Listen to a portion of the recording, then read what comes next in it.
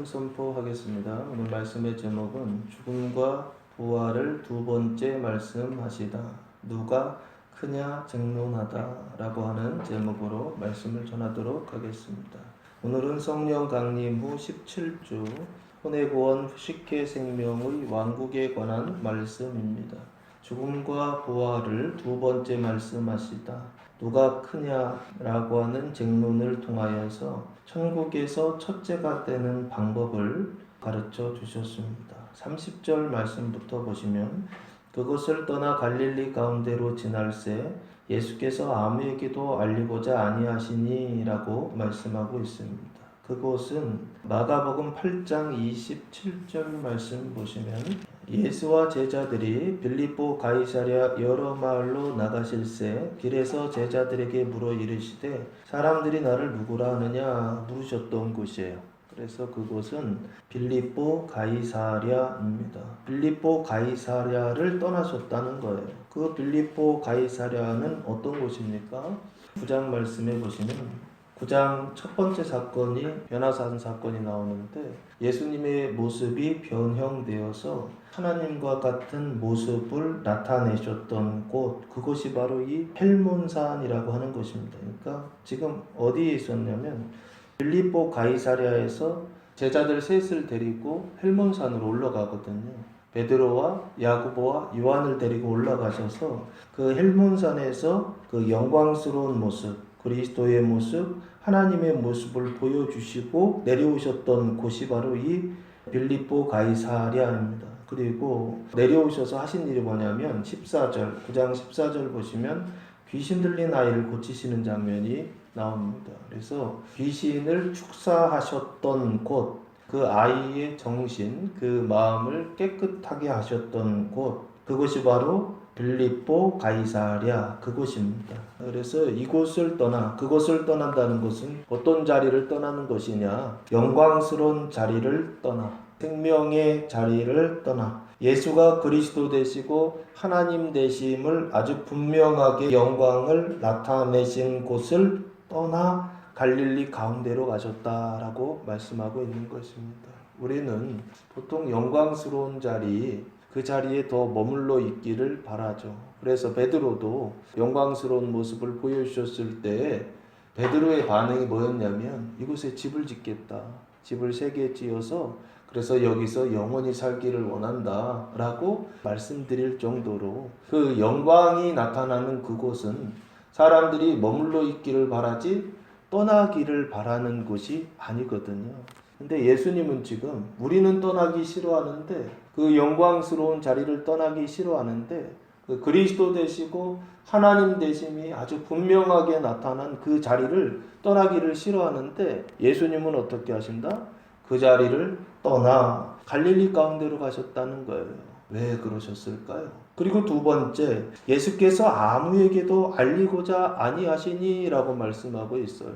지금 아주 분명하게 제자들 가운데 내가 그리스도요, 내가 하나님이다라고 하는 그 영광을 보여주시고 사람들에게 나타나셨어요. 그러면 보통 이런 경우에 사람의 이름이 드러났을 때 어떻게 행동하나요? 더 많이, 더 널리 그 명성이 퍼지기를 바라는 게 사람의 마음 아닌가요? 근데 지금 예수님은 어떻게 하시냐면 아무에게도 알리고자 아니하셨다. 숨기셨다라는 거죠. 감추시고자 하셨다라고 하는 그 얘기죠. 일부러 알리고자 안 하셨으니까 감추려고 하셨다라고 하는 거예요. 왜 그렇게 하셨을까요?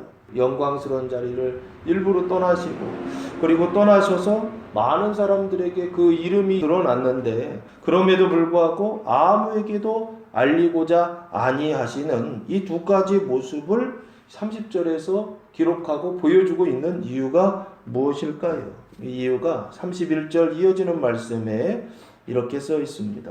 이는 제자들을 가르치시며 제자들을 가르치시기 위하여 이는이라는 단어가 가르라고 하는 단어를 사용했는데 그 이유는 이라는 뜻입니다. 그러니까 예수님께서 그 자리를 떠나서 갈릴리로 가시고 이 갈릴리라고 하는 것은 어디입니까? 갈릴리는 그 말의 뜻은 원이라고 하는 뜻입니다. 갈릴리 바다가 동그랗게 되어 있어요. 그래서 원이라고 하는 이름을 가지고 있고, 유대인들 입장에서 이 갈릴리 지방이라고 하는 것은 이방인들이 사는 곳이요. 그래서 이스라엘 사람들은 이곳을 부정하고 수치스러운 곳으로 여겼던 곳입니다. 그러니까 다시 얘기하면 이거죠. 그 영광스러운 자리를 떠나 수치스러운 자리로 가시고, 그 생명의 자리를 떠나 사망의 자리로 예수님께서 일부러 지나가셨다라는 거예요. 그리고 지나가실 때 아무에게도 알리고자 아니하셨다라고 하는 것입니다. 왜 그렇게 하셨느냐? 제자들을 가르치시기 위하여 제한하시고 금지하셨다라고 하는 것입니다. 그러면 예수님께서 가르치시려고 하셨던 내용이 무엇일까요? 31절, 또 인자가 사람들의 손에 넘겨져 죽임을 당하고 죽은 지 3일 만에 살아나리라는 것을 말씀하셨기 때문이더라 라고 말씀하고 있습니다. 예수님께서 가르치시고 예수님께서 말씀하신 내용이 나오죠. 첫 번째는 죽음이요, 두 번째는 부활이다 라고 말씀하고 있어요. 조금 더 자세히 살펴보시면 또 인자가 라고 돼 있죠. 인자라고 하는 것은 안드로포스 히오스라고 하는 단어입니다. 사람의 아들이라고 하는 뜻인데, 이 사람의 아들은 누구를 지칭합니까? 예수님을 지칭하죠. 그런데 그냥 예수를 지칭하는 것은 아니고 예수 그리스도를 지칭하고 있는 것입니다. 그 예수 그리스도를, 예수는 어떤 분이시냐 했을 때 원래는 하나님이셨던 분이시죠. 그 하나님이 뭐가 되셨어요?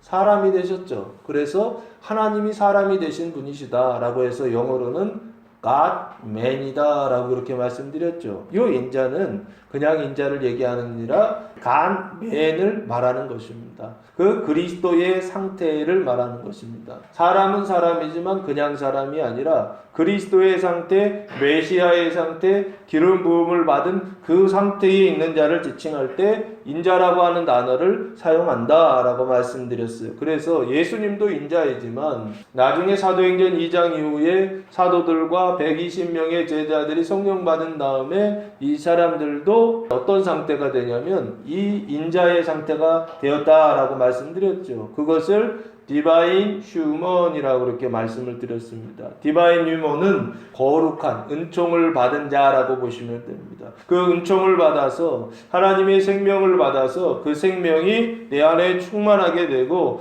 그게 밖으로 흘러가기 시작하는 요 단계, 이 단계를 인자의 단계다, 그리스도의 단계다. 그래서 이것을 성도라고 보면 맞지 않는다. 교회 다니는 사람들 우리 보통 성도라고 얘기하지만 실제로 성도들, 진짜로 성도들은 누구냐라고 했을 때 기름 부음 받은 자들이죠.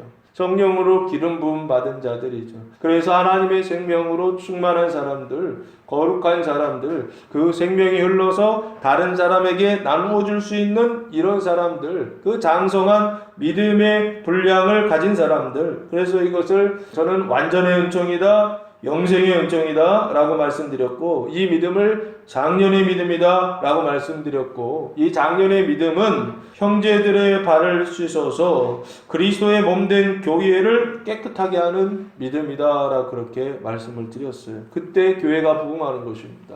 그때 진짜 교회가 세워지는 것입니다. 아주 튼튼하게 건축되고 세워지는 거예요. 그게 바로 누구를 통하여? 인자의 상태에 있는 사람들. 그래서 예수님 당시에는 예수님만이 인자하셨죠. 그리고 나중에 사도행전 2장을 지나서 성령 세례 받은 다음에는 사도들과 그 제자들이 인자의 상태가 됩니다. 그래서 지금도 마찬가지죠. 사도들과 같이 성령 세례를 받아 그리스도의 상태에 있는 성도들도 인자의 상태가 될 수 있다라고 봅니다. 그 인자가 사람들의 손에 넘겨져. 이 사람들은 누구입니까? 마가복음 8장 31절 보시면 인자가 많은 고난을 받고 장로들과 대제사장들과 서기관들에게 버림받아 죽임을 당하고 사흘 만에 살아나야 할 것을 비로소 그들에게 가르치시되, 세 명이 나오죠. 장로들, 대제사장들, 서기관들이라고 되어 있죠. 이 사람들의 손에 넘겨져. 이 사람들의 신앙적인 상태는 어떤 상태입니까? 아직 구원받지 못한 상태이죠.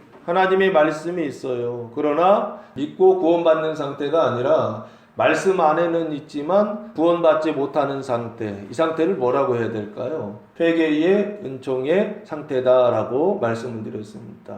이 회개의 은총의 단계에서도 믿음을 가지고 있다고 그랬죠. 왜? 말씀이 있으니까. 근데 구원받는 믿음, 구원받지 못하는 믿음. 이 믿음은 구원받지 못하는 믿음이에요. 아직은 구원받지 못하는 믿음이다. 그래서 그것을 뭐라고 말씀드렸냐면 종의 믿음이다 라고 그렇게 말씀드렸습니다. 이것은 제 얘기가 아니고 감리교회를 만드신 웨슬리 목사님이 구분하신 거예요. 믿음도 여러 종류가 있다 그래요. 이방인의 믿음이 있고 종의 믿음이 있고 자녀의 믿음이 있고 어린아이의 믿음이 있고 장년의 믿음, 노년의 믿음 이렇게 쭉 나눠져 있는데 조금 더 구분하면 저는 청년도 있다라고 그렇게 봅니다. 어쨌든 사람들의 손에 넘겨져 할 때 이 사람들의 신앙적인 상태는 어떤 상태냐? 종교 지도자들이요, 백성들을 하나님께로 인도하여 구원받게 하는 일을 하는 사람임에도 불구하고 실제로는 그 천국의 문을 닫고 천국에 들어가고자 하는 사람들도 못 들어가게 하고 있었던 사람들. 그래서 예수님이 이 사람들을 뭐라고 불렀습니까?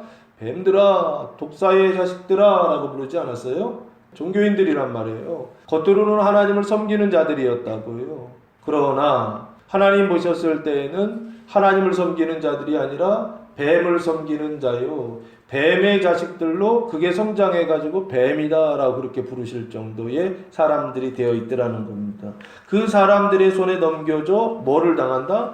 죽임을 당한다라고 그랬어요. 이 죽임을 당한다라고 하는 단어가 아포크테이노라고 하는 단어인데 뜻은 살해되는 것입니다. 근데 어떻게 살해되냐면 공공연히 살해되다. 이걸 뭐라고 부릅니까? 공적으로 살해되는 거죠. 사형이라고 그러지 않습니까? 그래서 인자가 사형에 처한다. 누구한테? 눈에 볼 때는 대제사장들과 장로들과 서기관들이지만 눈에 보이지 않는 신앙의 상태는요, 죄와 사망의 상태에 있었던 사람들에게 죽임을 당하는 것. 그 죽음의 의미는 무엇일까요? 그림을 이렇게 그려보면 바깥에는 누가 있느냐면 대제사장들과 장로들과 서기관, 이 사람들이 있죠. 이 사람들은 눈에 볼 땐 이스라엘이에요. 그 이스라엘의 상태가 지금 죄와 사망의 상태에 있죠. 그리고 그 안에, 이스라엘 안에 죄와 사망의 상태 그 안에 누가 들어오셨냐면 천국을 가지고 오신 분, 하늘을 가지고 오신 분, 하나님을 담아서 오신 분, 그분이 바로 예수님이세요. 그 예수님 안에 뭐가 있느냐면 의와 생명이 있죠. 그래서 그 의와 생명이 어떻게 하냐면 죽임을 당한다는 거예요. 그 의와 생명이 깨뜨려진다는 거예요. 그러면 어떻게 될까요? 죽는다 그러면 좀 잘 이해가 안 되는데 그릇이 있어요. 그런데 이 그릇이 어떻게 되는 거예요? 이 안에 의와 생명이 담겨 있는데 이 그릇이 깨지는 거예요. 죽는다는 게 깨지는 거예요. 그러면 이 안에 있었던 이 물이 어떻게 될까요? 밖으로 흘러나오게 되겠죠. 요걸 지금 설명하고 있는 거예요. 죽음을 당함으로 인하여서 그 의와 생명이 깨져서 밖으로 나오는 요 상태, 이것을 죽는다라고 하는 방식으로서 설명하고 있는 거예요. 그래서 죽임을 당함으로 인자 안에 있었던 의와 생명이 어떻게 되냐면 밖으로 흘러나오는 것이죠. 이게 요한계시록 22장의 성전에서 물이 흘러나오는 환상이 계시가 있었잖아요. 하나님의 성전에서 에스겔서에서도 보면 성전에서 물이 흘러나오잖아요. 그 성전에서 물이 흘러나오는 방법이 뭐냐 했을 때 죽는 방법이요 깨뜨리는 방법이다라고 아주 구체적으로 보여주고 있는 것입니다. 그래서 인자의 죽음을 통하여 그 의와 생명이 밖으로 흘러나오는 것이죠. 이것을 저는 뭐라고 표현하냐면 푸시케 의와 생명의 죽음이다 라고 그렇게 말씀드려요. 이 푸시케 의와 생명의 죽음, 그 온전한 자의 죽음, 그리스도 상태에 있는 사람의 죽음, 이 죽음을 통하여서 의와 생명이 흘러가는 것이죠. 이것을 사도 바울은 뭐라고 말씀하고 있느냐면 로마서 7장 24절 말씀해 보시면 오호라 나는 곤고한 사람이로다. 이 사망의 몸에서 누가 나를 건져내랴 라고 말씀하고 있습니다. 왜 곤고하다는 거예요? 몸속에 사망이 있다는 거예요. 근데 그 사망은 누구 사망? 이 사람은 지금 거룩함의 단계까지 도달한 사람이에요. 그래서 어디를 향해 가야 되냐면 자기 구원을 완성했기 때문에 이제는 다른 사람의 구원, 형제의 구원을 향해서 나아가야 되는 사람이에요. 인자가 죽어서 누구를 구원하느냐면 세상을 구원하고 제자들을 구원했던 것처럼 지금 이 공고한 사람은 누구를 얘기하냐면 6장에 이미 거룩함의 구원까지 도달한 사람이에요. 그래서 영생을 향해서 나아가야 되는 거예요. 형제를 구원하기 위하여 나아가는 단계인 거예요. 다른 사람을 구원하기 위하여 그 배에서 생수의 강이 흘러나와서 다른 사람에게 생명을 나누는 일을 하는 사람이에요. 그 사람의 그 몸속에 뭐가 있느냐면 사망이 있다는 것입니다. 그 사망 때문에 공고하다라고 말하고 있고 그 사망 때문에 괴롭다라고 말씀하고 있어요. 그래서 지금 푸시케 의와 생명의 죽음, 인자의 죽음을 지금 뭐라고 얘기하고 있느냐면 로마서 7장 24절에서 이 사망의 몸에서 구원하시는 죽음이다 라고 말할 수 있는 것입니다. 이 죽음의 의미가 뭐냐라고 했을 때 이 공고한 사람이 그 공고함에서 끝나서 그래서 그 몸을 구원하는 그것이 뭐냐라고 한다면 바로 사망의 몸에서 구원하는 이 죽음을 통하여서 그 몸이 구원을 받는다라고 하는 것입니다. 그것을 또 뭐라고 말씀드릴 수 있느냐면 그리스도의 몸된 교회를 구원하는 죽음이다라는 것입니다. 이 죽음의 의미를 설명하는 것입니다. 그 그리스도의 몸된 교회를 구원하는 이 죽음을 푸시케 생명의 왕국을 건설하고 완성하는 죽음이다라고 그렇게 말씀드릴 수 있고 그래서 이 죽음을 저는 참 좋은 죽음이다라고 그렇게 말씀드렸던 거예요. 이 좋은 죽음이요. 이 좋은 고난 이게 구약에 언약되어 있죠. 욥기에 언약되어 있죠. 욥은 어떤 사람이었습니까? 하나님 보시기에 온전한 사람이었죠. 하나님 보시기에 인정받는 사람이었다고요. 그 완전한 사람임에도 불구하고 이 사람이 고난을 받지 않습니까? 물질적인 고난을 받고 그리고 자녀들의 고난을 받고 결국에는 자기 육신의 고난, 질병의 고난까지 받지 않습니까? 그런데 그 고난을 받은 이유가 뭐냐고요? 보통은 죄가 있어서 그 죄 때문에 벌을 받는 것이 인지상정이란 말이에요. 심은 대로 거두는 것이 하나님의 법칙이라고요. 그런데 이 사람은 잘못한 게 없다고요. 그런데 벌을 받아요. 왜 받냐고요? 그것이 하나님의 의다라고 욥기에서 말하고 있지 않습니까? 그 하나님의 공의가 뭐냐고요? 너희의 고난을 통하여 인자의 고난을 통하여 온전한 자의 고난을 통하여서 그 향유 옥합을 깨뜨려서 생명의 그릇을 깨뜨려서 누구를 구원하는 거냐면 형제를 구원하고 세상을 구원하는 하나님의 의를 말씀하고 있는 게 욥기였다고요. 지금 그걸 지금 설명하고 있다고. 인자의 죽음은 아무 의미도 없는 죽음, 이걸 개죽음이라고 하지 않습니까? 이런 죽음이 아니라고요. 예수의 죽음은, 인자의 죽음은, 온전한 자의 죽음은, 성도들, 자기 구원을 완성한 성도들의 구원은 지금 로마서 7장 오라나는 공고한 사람으로다라고 하는 이 단계는 구원받지 못한 단계가 아니라 자기 구원을 완성했는데 공고하다라는 거예요. 무엇을 위한 것이냐? 몸의 구원을 위한 것이요, 교회의 부흥을 위한 것이요, 푸시케 생명의 왕국을 위한 구원이요. 그래서 이 구원은 참 좋은 구원이다라고 그렇게 설명을 드렸던 것입니다. 자, 그래서 죽임을 당하고 죽은 지 3일 만에 살아나리라는 것을 말씀하셨기 때문이다. 그러면 죽은 것은 언제 돌아가셨죠? 실제로 우리가 나중에 보면 금요일 날 돌아가시죠. 6월절 그날 저녁 오후에 돌아가시죠. 그리고 3일 만에, 그러면 토요일 날은 어디에 계셨죠? 무덤에 계시고, 그리고 일요일 날 부활하시죠. 무교절 때 무덤에 계시고 초실절 때 부활하시고, 그래서 부활의 첫 열매가 되신다라고 말씀드렸죠. 그럼 이 살아나리라 라고 하는 단어는 아니스테미라고 하는 단어를 사용하고 있어요. 뜻은 세우다, 다시 일어나다 라는 뜻이에요. 그러니까 예수의 부활을 얘기하는 거예요. 죽었던 자가 다시 일어나는 것입니다. 그런데 역사적으로 보았을 때 예수의 부활은 어떤 부활이었어요? 예수님의 그 몸이 죽었다가 다시 살아나는 그런 부활이었습니다. 그러나 이 마가복음을 볼 때 우리는 이 부활을 어떻게 보아야 되느냐라고 했을 때 조금 구분해서 볼 필요가 있다는 거예요. 예를 들면 이게 무슨 부활이냐? 고린도전서 15장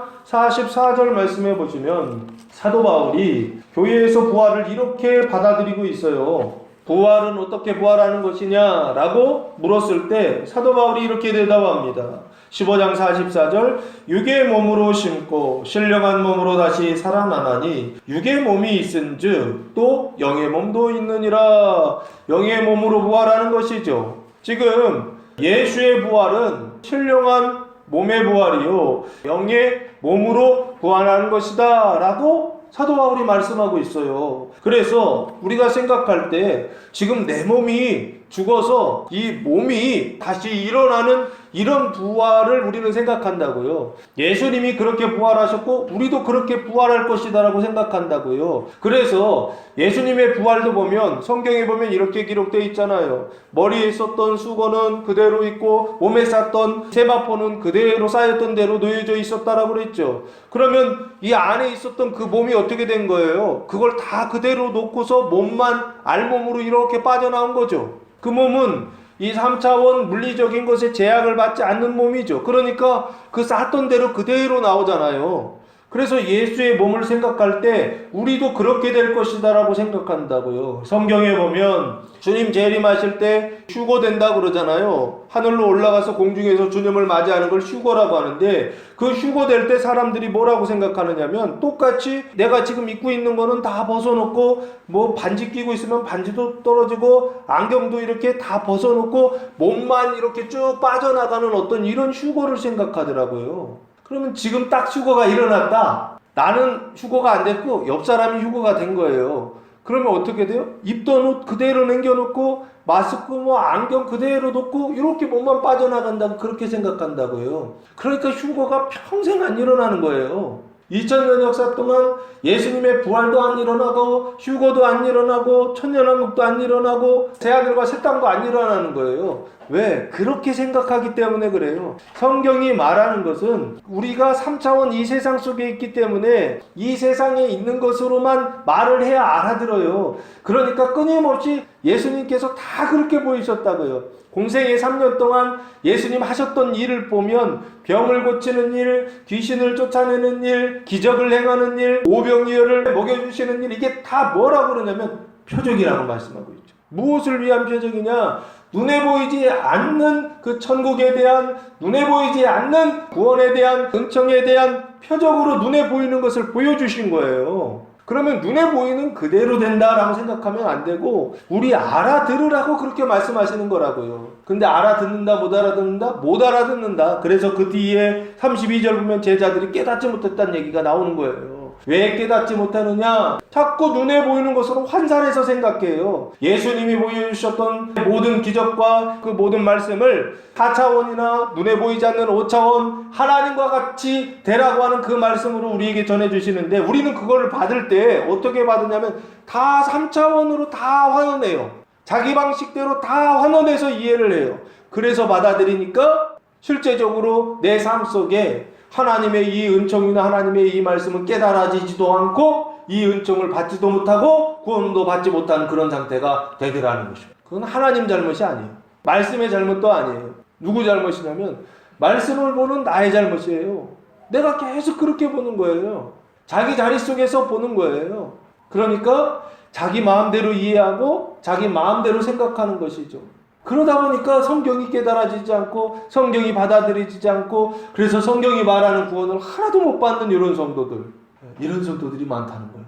그래서 여기 부활도 제가 그래서 설명드리는 겁니다. 이 부활은 무슨 부활이냐? 신령한 몸의 부활이라고 분명히 말하고 있고 이 신령한 몸의 부활을 영의 몸이 부활하는 것이다 라고 그렇게 말씀하고 있다고요. 그 영의 몸이 뭐냐고요? 우리는 자꾸 영의 몸을 신비주의처럼 생각해서 이 몸이 죽었다가 여기에 뭔가 몸을 입어가지고서 이렇게 뿅 하고 이렇게 일어나는 어떤 이런 걸 기대한다고요. 그러나 성경에서 말하는 몸은 끊임없이 뭐를 말하고 있느냐라고 했을 때 그리스도의 몸된 교회를 말하고 있다고요. 그러니까 이 몸의 부활이라고 하는 것은 성경에서 계속 말하고 싶은 거예요. 무슨 몸의 부활이냐면 그리스도의 몸의 부활을 얘기한다고요. 그 그리스도의 몸이 교회라고요. 교회의 부활, 그 교회의 부활을 신령한 몸의 부활이라고 했고, 그리고 여기 영의 몸이라고 말씀하고 있는 것입니다. 그러면 3일 만에 살아난다라고 하는 것은 결국에 뭐의 부활을 얘기하느냐? 그리스도의 몸된 교회의 부활을 말하는 것이고, 그 그리스도의 몸된 교회를 신앙적으로 표현하면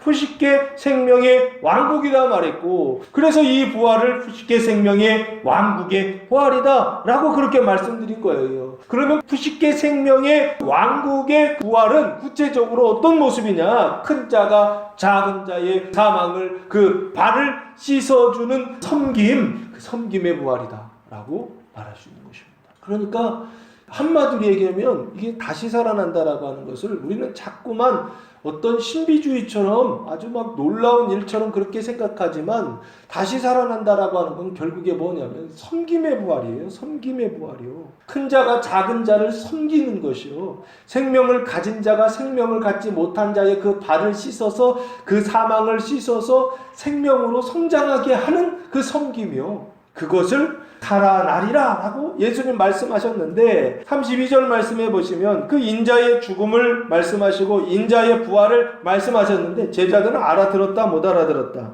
절대 못 알아듣습니다. 32절, 그러나 제자들은 이 말씀을 깨닫지 못하고 묻기도 두려워하더라 라고 말씀하고 있어요.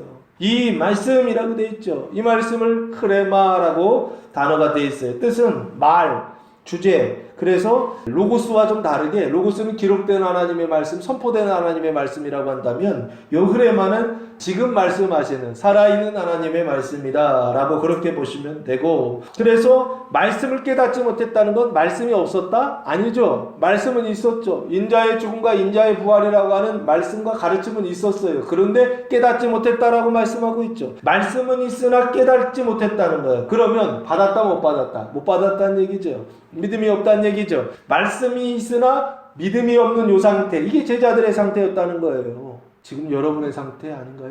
말씀은 있는데 깨닫지 못하는 상태예요. 다 자기 마음대로 받아들인다고요. 문자적으로 받아들인다고요. 그 말이 의미하는 바 그것을 받아들이지 않는다고요. 그 정신적인 의미, 눈에 보이지 않는 의미, 그 문자를 통해서 그걸 볼 수 있어야 된다고요. 근데 부활은 한 번도 경험해 본 적이 없기 때문에 부활을 깨닫지 못하고, 그리고 묻기도 두려워했다 할 때 뭘 두려워했을까? 죽음을 두려워하지 않았을까? 그 죽음과 부활을 이렇게 둘로 나눠서 설명하고 있는 것 같아요. 자, 그래서 이 첫 번째 30절에서 32절까지 말씀이 우리한테 말해주고 있는 건 뭐냐면, 말씀을 깨닫지 못하는 자는 천국에서 뭐가 될 수 없느냐면 첫째가 될 수 없다라고 하는 것을 가르쳐주고 있습니다. 왜 그러냐면 오늘 주제가 첫째가 되는 거예요. 나중에 있다 예수님이 첫째가 되고자 하면서 주제가 첫째예요. 천국에서 첫째가 되기 위해서는 반드시 어떤 사람이 되어야 되느냐? 말씀을 깨닫는 자가 되어야 된다는 것입니다. 그러나 제자들은 지금 어떻게 해요? 말씀을 깨닫지 못하고 있다는 거예요. 그래서 말씀을 깨닫지 못하는 자는 천국에서 첫째가 될 수가 없고 큰 자가 될 수 없다라고 하는 것을 아주 분명하게 32절까지 말씀하고 있습니다. 사랑하는 성도 여러분, 말씀을 읽고 말씀을 깨닫는 자들 되시기 바랍니다. 3차원과 4차원 정신적인 차원의 구원에까지 이를 수 있는 성도들 되시기를 예수님의 이름으로 축복합니다. 그리고 두 번째 33절 말씀해 보시면, 가버나움에 이르러 집에 계실새 제자들에게 물으시되 너희가 길에서 서로 토론한 것이 무엇이냐 하시되, 예수님께서 물으세요. 어디에서 물으시냐면 가버나움에 이르러, 가버나움에서 물으세요. 가버나움이라고 하는 단어는 카파르와 나훔이라고 하는 단어의 합성어인데, 카파르는 마을이고요, 나훔은 위로라고 하는 뜻입니다. 그래서 위로하는 마을이라는 뜻이에요. 그 가버나움에 이르러 집에 계실새, 집 안으로 들어가셨어요. 계실새 제자들에게 물으시되, 예수님께서 제자들에게 질문을 하세요. 왜 물으셨을까요? 예수님이 모르는 게 있어서 제자들에게 물으셨을까요? 제가 볼 땐 모르시는 것 같지는 않아요. 아시고 계세요. 그런데도 물으세요. 왜 물으셨을까요? 제자들을 가르치시기 위하여 물으신 것이 아닌가 싶습니다. 31절 말씀을 깨닫지 못하는 제자들, 말씀을 깨닫게 하시려고 질문하시는 것이죠. 이런 방법이요. 질문을 통하여서 진리에 도달하는 방법, 이 방법을 썼던 고대의 철학자가 있죠. 소크라테스라고, 탐파술이라고 하는 방법인데, 질문을 통하여서 진리에 도달하게 하는 이런 방법들 고대 철학에서 나오는데, 여기 예수님도 지금 똑같이 제자들에게 질문을 하세요. 너희가 길이라는 건 어디입니까? 아까 가이사랴 빌립보에서 출발해서 지금 어디까지 왔죠? 가버나움까지 왔죠. 거리를 재보니까 직선거리로 한 50km 정도 되는 거리입니다. 북쪽에서 남쪽으로 쭉 내려오는 거예요. 그 영광스러운 자리에서 비천한 자리로, 수치스러운 자리로 쭉 내려오는 길에서 서로 토론한 것이 무엇이냐라고 그렇게 물으셨어요. 이 서로 토론하다 할 때 토론이란 단어가 디알로 기조마이라고 하는 단어를 사용했는데, 생각하는 거예요. 토의하고 논의하는 거예요. 근데 그냥 대충 하는 게 아니라 철저하게 논의하다라고 하는 단어입니다.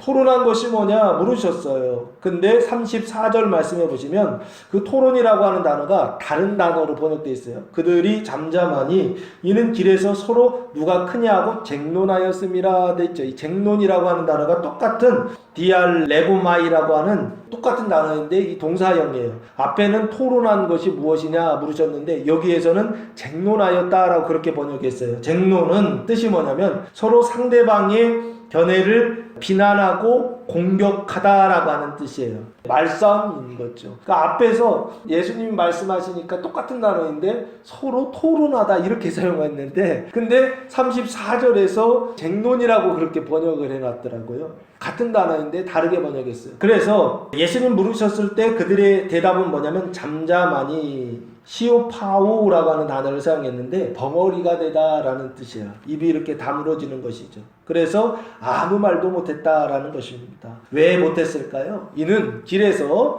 서로 누가 크냐 하고 쟁론하였다라는 것입니다. 주제가 뭐라고요? 누가 크냐예요. 요 누가 크냐라고 하는 단어가 메이존이라고 하는 단어를 사용했는데 더 많은, 더 연장의, 더 위대한이라고 하는 뜻입니다. 그러니까 누가 크냐라고 하는 건 누가 크냐, 누가 더 위대하냐, 뭐 이런 걸 가지고 제자들끼리 싸웠다라고 하는 것입니다.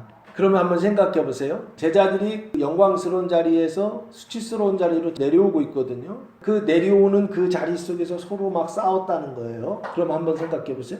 왜 싸웠을까요? 왜 제자들이 서로 싸웠을까요? 그 길에서 한 50km 되는 길을 내내 싸운 것 같아요. 왜 싸웠을까요? 아마 그 주축에 베드로와 야고보와 요한이 있지 않았을까, 저는 그렇게 생각합니다. 이유는 그 변화산에 그 세 사람만 올라가거든요. 나머지 제자들은 못 올라가요. 3명의 제자들만 거기 올라가서 그걸 봤거든요. 그러니까 내가 더 크다 할 만하겠죠. 뭔가 이유가 있고 근거가 있겠죠. 명분이 있겠죠. 그래서 막 싸웠다는 거예요. 제가 볼 때 왜 싸웠을까? 아마 기대 때문에 그렇지 않을까 싶어요.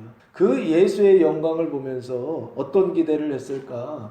그 나라의 영광, 그 영광스러운 나라에서 한자리 하고 싶은 그런 기대, 그런 소망이 생기지 않았을까? 그래서 이 싸움을 무슨 싸움이라고 해야 될까 했을 때 이게 결국에는 권력 투쟁 같은 거 아닌가라는 생각을 해요. 그 영광을 보니까 그 자리에서 내가 더 높다, 더 위대하다, 더 높은 자리에 한번 차지해보자 라고 하는 투쟁이 시작된 것이 아닌가라는 생각합니다. 그래서 이 쟁론은 결국에 주의 나라에서 한 자리를 차지하기 위한 권력 투쟁이 시작되었다라고 그렇게 봐도 되지 않을까. 그 영광의 나라에서 한 자리를 차지하기 위한 쟁론을 제자들이 시작했다라고 하는 것입니다. 예수님 보실 때 어떠셨을까요? 너무 답답하셨을 것 같아요. 왜? 자기는 그 자리를 버리고 지금 어디로 가고 있어요? 다시 갈릴리로 가고, 또 그 갈릴리도 버리고 나중에는 어떻게 해요? 예루살렘으로 내려가서 십자가에 달려 돌아가시는 그 비참한 자리로 가시는데 제자들은 어떤 마음을 품고 있더라? 예수님과는 정반대의 마음이죠. 갈릴리로 갔을 때도 그렇고 예루살렘으로 갔을 때도 그렇고 어떤 마음을 가지고 갈까요? 예루살렘에서 예수님께서 봉기를 일으켜서 로마군을 그냥 완전히 몰아내고 나라를 해방하는 어떤 이런 걸 기대했을지도 모르겠어요. 그러나 예수님의 방법은 정반대였죠. 인자의 죽음과 인자의 부활을 통하여 구원을 받고 천국에서 큰 자가 될 수 있다는 걸 끊임없이 말씀하시는데 제자들은 그거 받아들일 생각이 있다 없다? 없어요. 어떤 기대를 가지고 세상에서 큰 자가 된다라고 하는, 한 자리 차지한다라고 하는 그런 권세를 갖는다는 기대를 가지고 예수를 지금 따르고 있고 따르면서도 막 서로 싸우고 있더라는 것입니다. 혹시 이 제자들의 모습이 우리들의 모습은 아닌가요? 우리가 예수를 따르는 그 이유와 목적이 제자들과 같이 세상에서 큰 자가 되고 세상에서 더 위대한 자가 되고 세상에서 더 인정받는 사람이 되기를 바라면서 예수를 따르고 있지는 않나요? 이게 제자들의 상태였다는 것입니다. 그때 예수님이 제자들을 불러놓고 35절 앉으사 12제자를 불러서 이르시되 누구든지 첫째가 되고자 하면 무사람의 끝이 되며 무사람을 섬기는 자가 되어야 하리라 하시고 라고 말씀하고 있어요. 그러면서 그 방법을 가르쳐 주시죠. 천국에서 첫째가 되는 방법, 천국에서 큰 자가 되는 방법을 두 가지로 가르쳐 주세요. 누구든지 첫째가 되고자 하면 무사람의 끝이 되라 라는 것입니다. 그리고 두 번째, 첫째가 되고자 하면 무사람을 섬기는 자가 되어야 하리라 라고 말씀하세요. 하나님 나라에서 첫째가 되는 방법이 뭐다? 끝이 되는 거예요. 그럼 끝이라고 하는 게 뭘까요? 단어는 에스카토스라고 하는 단어를 사용했는데 뜻은 가장 먼, 마지막의 가장 낮은 이런 뜻이에요. 이거를 성경에서 번역할 때는 에스카토스 헤메라 그러면 뭐라고 하냐면 종말이라고 그렇게 번역하는 단어예요. 그러니까 세상이 끝나는 거죠. 여기 무사람이라고 할 때 이 무시라는 단어가 파스거든요. 모든이란 뜻이에요. 모든 사람의 끝이 되어야 된다는 거예요. 그럼 그림을 그려보세요. 모든 사람이 있어요. 그 모든 사람이 어떤 상태예요? 구원받지 못한 상태에 있죠. 아담과 하와가 타락해서 그 죄와 사망의 상태에 있죠. 그 모든 사람의 끝은 그럼 뭘까요? 그 죄와 사망의 끝이라고 봐도 되지 않나요? 그 죄와 사망의 끝에 뭐가 있는지 아세요? 그걸 끝내는 사건이 뭔지 아세요? 예수의 십자가죠. 그 예수 그리스도가 이 무사람의 끝이었던 거예요. 그리고 그 무사람의 그 죄와 사망을 끝내셨던 사건이 십자가 사건이었죠. 그러면 무사람의 끝이 된다라고 하는 것은 결국에 예수 그리스도를 말하는 것인데 예수 그리스도께서 하신 일이 뭐냐면 십자가에 달려 돌아가신 일이죠. 그거를 예수님은 뭐라고 얘기하냐면 인자의 죽음이다 라고 말씀했던 거예요. 모든 사람의 끝이라고 하는 게 결국에 십자가를 얘기하고 예수 그리스도의 죽음을 얘기하고 인자의 죽음을 말하는 것이구나. 그러니까 천국에서 큰 자가 되기 위해서는, 천국에서 첫째가 되기 위해서는 어떤 사람이 되어야 되느냐라고 했을 때 예수 그리스도와 같이 인자의 죽음, 그 죽음에 이르는 자가 되어야 된다는 거예요. 그러면 그 인자의 죽음을 통해서 무사람이 끝이 된다고 한다면 그 끝은 또 다른 시작이죠. 무사람에게는 끝이지만 그러나 새 사람에게는 시작이 되는 점이죠. 죄가 끝나는 그곳이요. 그곳에 뭐가 시작되죠? 의가 시작되지 않나요? 그래서 요 무사람의 끝이 된다라고 하는 것은 결국에 죄인이 의인 되는 것이요. 그리고 무사람을 섬기는 자가 되어야 한다라고 말씀하고 있죠. 이 섬긴다라고 하는 단어가 디아코노스라고 하는 단어를 사용했는데 뜻은 시종인, 시중 드는 사람이란 뜻입니다. 그러니까 한자로 얘기하면 봉사하고 헌신하는 걸 얘기하는 거죠. 이 봉사와 헌신을 보통 우리는 이웃사랑이라고 그러지 않습니까? 하나님 사랑, 이웃사랑 할 때 그 이웃사랑을 보통 봉사와 헌신이라고 그러는데 그 이웃사랑을 사도 요한은 뭐라고 말씀하고 있느냐면 요한복음 13장 10절 말씀해 보시면 우리가 생각하는 이웃사랑과 성경이 말하는 이웃사랑이 좀 다른 것 같아요. 13장 10절 말씀해 보시면 세 족식이 나오죠. 그때 예수님이 이렇게 말씀하세요. 예수께서 이르시되 이미 목욕한 자는 발밖에 씻을 필요가 없느니라. 온 몸이 깨끗하니라. 너희가 깨끗하나 다는 아니니라 하시니 말씀하시면서 이미 목욕한 자가 나오죠. 그 사람이 누구예요? 제자들이죠. 제자들의 발 씻어주려고 그러죠. 그 얘기는 뭐예요? 이미 깨끗해졌다는 거죠. 근데 뭐가 더럽다는 거예요? 발만 더럽다는 거죠. 그러니까 너희는 몸은 깨끗해졌으니까 발만 씻으면 된다는 것이죠. 그러니까 제자들의 상태는 발만 씻으면 되는 상태를 얘기하고 있다고요. 그 사망만 씻으면 되는 상태에 있다고 해요. 근데 죄를 씻어야 되는 사람들이 있죠. 이게 이웃이라고 말씀드렸다. 있다는 거예요. 예수를 믿지 않는, 그래서 불신자들, 이 사람들은 그 죄와 사망의 상태에 있는데 사망은 말할 것도 없고 죄의 상태란 말이에요. 그 죄를 씻어내는 게 몸을 씻는 것이라고 한다면 발을 씻는 것은 그 사망을 씻는 것이다 라고 그렇게 봐도 되지 않는가? 저는 그렇게 생각하고, 그럼 여기 섬기는 자라고 하는 것은 이웃사랑을 얘기하고 헌신과 봉사하는 것인데, 그 헌신과 봉사는 발 씻어주는 거예요. 몸을 씻어주고 발을 씻어주는데 여기 물로 씻어주죠. 그 물이 뭐냐고요? 신앙적으로는요, 눈에 보이는 건 물이지만 눈에 보이지 않는 물을 얘기하고 있다고요. 그 눈에 보이지 않는 물이 뭐냐고요? 요한복음 15장 3절 말씀해 보시면 예수님이 깨끗하게 하신다 하시면서 이렇게 말씀하세요. 너희는 내가 일러준 말로 이미 깨끗하여졌으니 하면서 깨끗함을 얘기하죠. 이미 깨끗해졌다 그러시죠.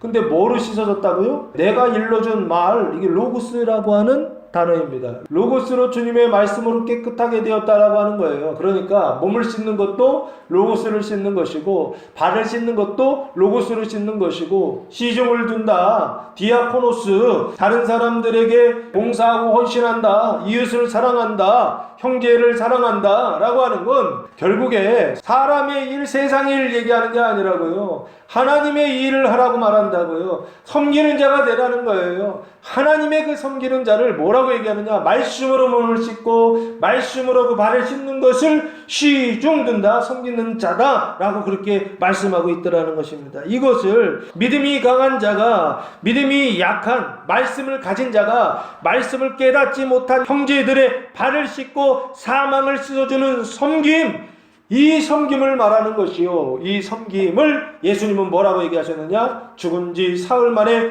다시 살아나는 부활이라고 말씀하고 있는 것입니다. 인자의 죽음과 인자의 부활, 사람의 끝이 되는 인자의 죽음과 무사람을 섬기는 인자의 부활, 그 부활을 통하여 사람은 천국에서 첫째가 된다라고 하는 것입니다.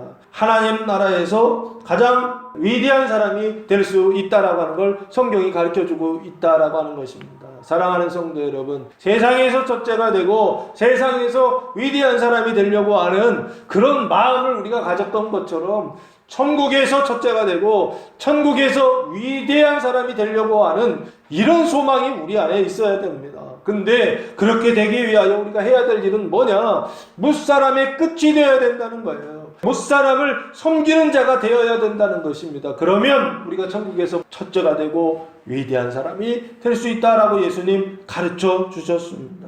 천국에서 큰 자가 되시기 바랍니다. 하나님 나라에서 첫째가 되시기 바랍니다.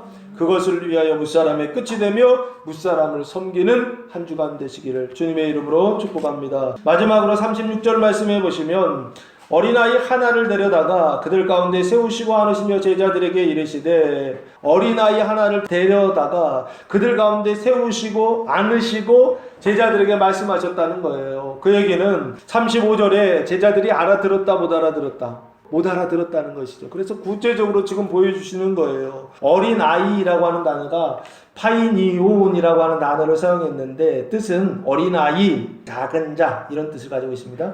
하나를 데려다가 세우시고서 말씀하셨다는 거예요. 그러니까 눈에 보이는 시청각 교육 같은 것이죠. 37절, 누구든지 내 이름으로 이런 어린아이 하나를 영접하면 곧 나를 영접함이요 라고 말씀하세요. 내 이름으로, 나라고 하는 건 누구입니까? 예수 그리스도를 말하는 것이죠. 이 예수 그리스도의 이름으로 이런 어린아이 하나를 영접하면, 유아죠? 이런 어린아이, 유아인데 이 어린아이는 신앙적으로 보면 어떤 상태입니까? 많은 사람들 가운데 어린아이는 어떤 사람이에요? 가장 작은 자죠.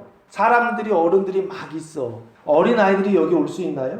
못 오죠. 센 사람들이 온단 말이에요. 그 중심에, 권력의 중심에. 그러면 어린아이는 어디에 서 있냐면 항상 가장 바깥에 서 있는 사람들이죠. 어린아이는 그래서 가장 낮은 자이고 무사람의 끝에서 서 있을 수밖에 없는 사람들이 어린아이죠. 애들이 그런 거잖아요. 애들은 항상 중심에 못 오고 바깥에서 서 있을 수밖에 없는 힘없는 사람들이잖아요. 지금 여기 어린아이 하나를 영접하면 할 때 이 어린아이는 눈으로 볼 때는 어린아이지만 실제로는 무사람의 끝이 된 사람이라고요. 가장 작은 자를 얘기한다고요. 이 아이를 영접하면 이라고 돼 있죠. 그 아이를 영접하면 누구를 영접하는 것이다? 예수 그리스도를 영접하는 것이다 라고 되어 있죠. 그 예수 그리스도를 마태복음 16장 16절 말씀해 보시면 이렇게 고백하고 있어요. 시몬 베드로가 대답하여 이르되 주는 그리스도시요 살아계신 하나님의 아들이시니이다 하면서 그리스도 고백이 나오죠. 그러면서 하나가 더 첨부가 되죠. 하나님의 아들이다 라고 되어 있죠. 왜 이 구절을 찾았냐면 뒤에 나를 보내신 이가 나오기 때문에 그래요. 여기 나를 영접함이요 라고 되어 있죠. 세상의 끝이 된 사람, 종이 된 사람, 그래서 무사람을 섬기는 자, 그 사람을 영접하면 누구를 영접하는 거냐면 예수를 영접하는 것이다 라고 말씀하고 있어요. 우리가 지금 예수를 영접하기를 원한단 말이에요. 예수를 영접하여 구원받기를 원한단 말이에요. 그런데 예수를 영접하는 방법을 몰라요. 자꾸만 눈에 보이지 않는 2000년 전에 부활하시고 승천하셨던 그 예수만 영접하기를 원한다고요. 그런데 그 예수를 우리가 만날 수 있어요? 아마 평생 있어도 그 예수 못 만나요. 그럼 어떤 예수요? 틀린 예수가 아니라 다른 예수를 만나는 것이죠. 지금 여기요. 이런 어린아이 하나를 영접하면 나를 영접하는 것이다. 예수를 영접하는 것이다. 라고 그렇게 말씀하신다고요. 왜? 이런 어린 아이 안에 누가 계시기 때문에? 예수가 계시기 때문에 그렇습니다. 그리고 누구든지 나를 영접하면 나를 영접함이 아니요. 누구를 영접하는 것이다? 나를 보내신 이를 영접하는 것이다. 그분이 누구십니까? 요한복음 6장 57절 말씀해 보시면 살아계신 아버지께서 나를 보내심에 내가 아버지로 말미암아 사는 것 같이 나를 먹는 그 사람도 나로 말미암아 살리라 라고 말씀하시면서 아버지가 나를 보내셨다고 아주 분명하게 말씀하고 있죠. 근데 아버지는 아버지인데 어떤 아버지? 살아계신 아버지라고 말씀하고 있죠. 또 요한복음 8장 42절 말씀해 보시면 예수께서 이르시되 하나님이 너희 아버지였으면 너희가 나를 사랑하였으리니 이는 내가 하나님으로부터 나와서 왔음이라. 나는 스스로 온 것이 아니요 아버지께서 나를 보내신 것이니라. 아주 분명하게 아버지께서 보내셨다라고 말씀하고 있죠. 아버지 하나님께서 예수를 보내셨다라고 말씀하고 있기 때문에 여기 나를 보내신 이, 예수를 보내신 이는 살아계신 아버지 하나님을 말하는 것입니다. 결국에 예수를 영접하는 자는 아버지를 영접하는 자가 된다라고 지금 말씀하고 있다고요. 어디까지 갈 수 있느냐? 이런 어린 아이, 종이 되고 무사람의 끝이 되며 무사람을 섬기는 이런 어린아이 하나를 영접하면 나를 영접함이요 예수를 영접함이요 그 예수를 영접할 때 이 사람은 어떻게 될까요? 칭의중생 구원을 받게 되죠. 그리고 이 예수를 영접하면 아버지 하나님을 영접하는 온전한 사랑의 상태가 되겠죠. 이것을 예수님께서 설명해 주고 있는 것입니다. 그래서 영접하는 이것이요 어린아이를 영접하는 자는 천국에서 어떤 사람이 되느냐라고 했을 때 큰 자가 될 수 있다. 그리고 온전한 자가 될 수 있다. 아버지와 같은 아버지를 모시고 살아가는 아버지의 상태에 거하는 자가 될 수 있다라고 하는 것을 예수님께서 그 방법을 아주 구체적으로 가르쳐 주셨던 것입니다. 그러면 이 어린아이를 영접한다라고 하는 건 결국에 뭐예요? 무사람의 끝이 되며 섬기는 자들을 영접하는 것이죠. 근데 영접이 돼야 안 돼요. 실제로는 잘 안 됩니다. 왜 안 됩니까? 무시하게 되고 그 사람들을 함부로 대하게 돼 있어요. 세상에서 볼 때에는 낮은 자처럼 보이고 무시당하는 자처럼 보이고 수치스러운 어떤 그런 모습을 가지고 있기 때문에 그렇습니다. 그러나 하나님 나라에서는 그런 사람이 큰 자요 위대한 자요 인정받는 자라고 예수님께서 가르쳐 주시면서 그래서 그런 사람을 어떻게 되느냐? 섬겨야 된다. 그런 사람을 영접해야 된다고 말한다고요. 믿음이 큰 자가 믿음이 약한 자들을 끊임없이 섬길 때 그 사람이 못나서 섬기는 게 아니라고요. 천국에서 큰 자이기 때문에 섬기는 거라고요. 어린아이와 같은 그런 상태에 있기 때문에 섬기는 거라고요. 그 사람들을 영접하는 것이 구원을 받는 길이요. 그 사람들을 영접하는 것이 온전하고 완전한 아버지와 같은 상태가 되는 길이다. 라고 예수님 지금 가르쳐 주는 것입니다. 사랑하는 성도 여러분, 무사람의 끝이 된 사람, 그리고 무사람을 섬기는 어린아이와 같은 이런 모습의 사람이 주변에 있다고 한다면 그 사람이 그리스도의 상태예요. 그 사람이 나를 구원하는 사람이요. 그 사람을 통하여 예수를 영접하며 그 사람을 통하여 아버지를 영접하여 내 신앙의 완전한 단계까지 나아갈 수 있다라고 하는 사실을 기억하시고 주변의 어린아이와 같은 천국에서는 큰 자이죠. 이 사람을 영접할 수 있는 성도들 되셔서 이번 한 주간 천국에서 큰 자로 살아가는 성도들 되시기를 예수님의 이름으로 축복합니다. 기도하겠습니다. 사랑과 은혜가 풍성하신 아버지 하나님, 감사와 찬송과 영광을 올려드립니다. 아버지께서 이번 주간 후식계 생명의 왕국에서 우리를 큰 자 되게 하실 때 말씀을 깨닫고 말씀으로 섬기며 말씀을 영접하여 후식계 생명의 왕국 그리스도의 몸된 교회에서 첫째가 되는 위대한 사람이 되는 한 주간 되게 하여 주시옵소서. 이제는 우리 주 예수 그리스도의 은혜와 하나님 아버지의 무한하신 사랑하심과 성령의 교통하심이 사랑하는 성도들 머리 위에와 가정 위에와 교회 위에 이제로부터 영원토록 함께 하시기를 간절히 축원하옵나이다. 아멘.